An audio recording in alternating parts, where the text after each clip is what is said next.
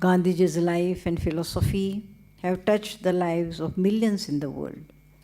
Mahatma Gandhi was a great soul who is remembered today not only for his unique leadership of the freedom struggle of India, but also for giving humankind a new philosophy for building an equitable and peaceful world, where nations would prosper if they lived in harmony with each other.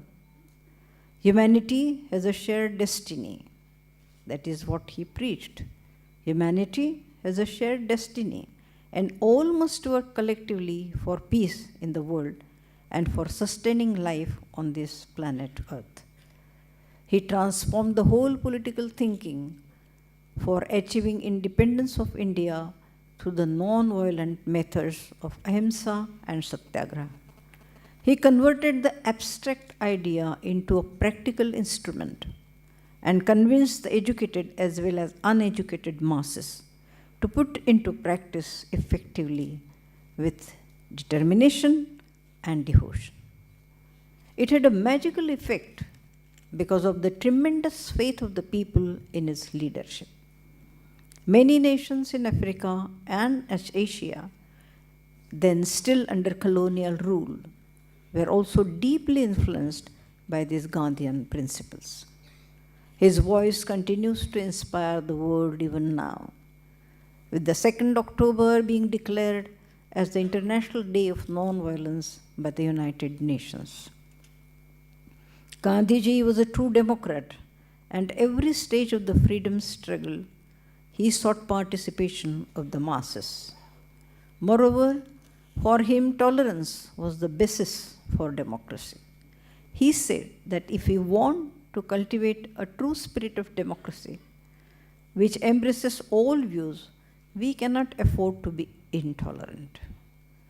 In a true democracy, it is essential that the concerns of all, particularly of the poor, the downtrodden, and disadvantaged, and women, are heard and addressed.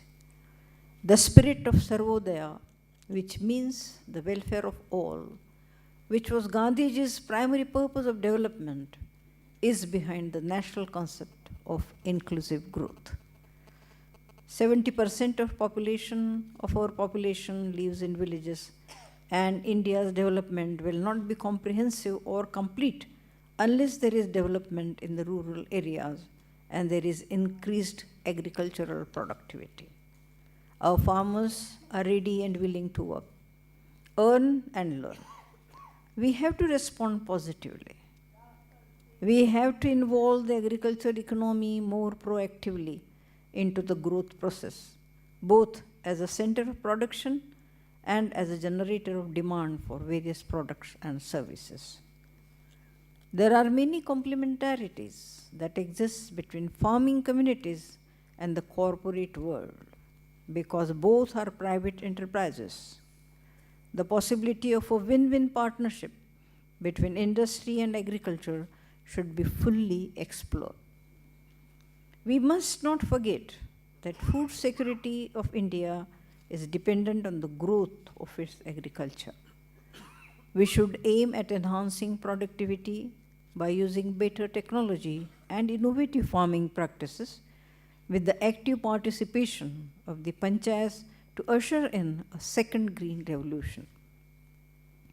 Since science and technology hold the key to progress, productivity of capital, labor, and resources are dependent on the technology used. Our scientists and researchers should find efficient and cost-effective options for growth.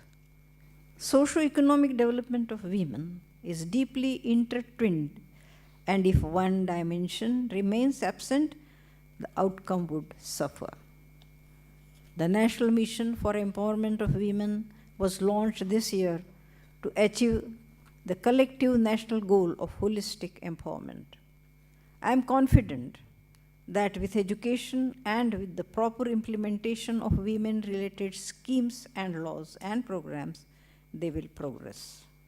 Social attitudes will also need to change. For this, I believe awareness is very important. Awareness is of two kinds.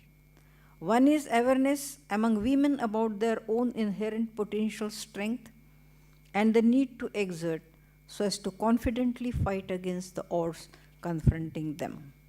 Second is the awareness among men and women that there is no conflict of interest between them, but that they have a complementary and supplementary role to play in build their future together, and therefore to work jointly to help each other to lead a better life. The government is pursuing a public-private partnership model in many sectors. NGOs, civil society, entrepreneurs, and industrialists should come forward to support government programs of social welfare, capacity building, and infrastructure development. They should work with commitment and with a spirit of national service. Ladies and gentlemen, I take this opportunity of calling upon every citizen to come forward in the true Gandhian spirit to contribute to building a stronger India. I encourage all of you to continue to work for a renaissance of the Gandhian values and build a compassionate society responsive to the difficulties faced by the poor section of the society, where there is harmony and sensitivity to the feelings of others and no corruption. This is the need of the hour, and it is necessary for sustaining the ethos of our age-old culture. Thank you. Jai Hind.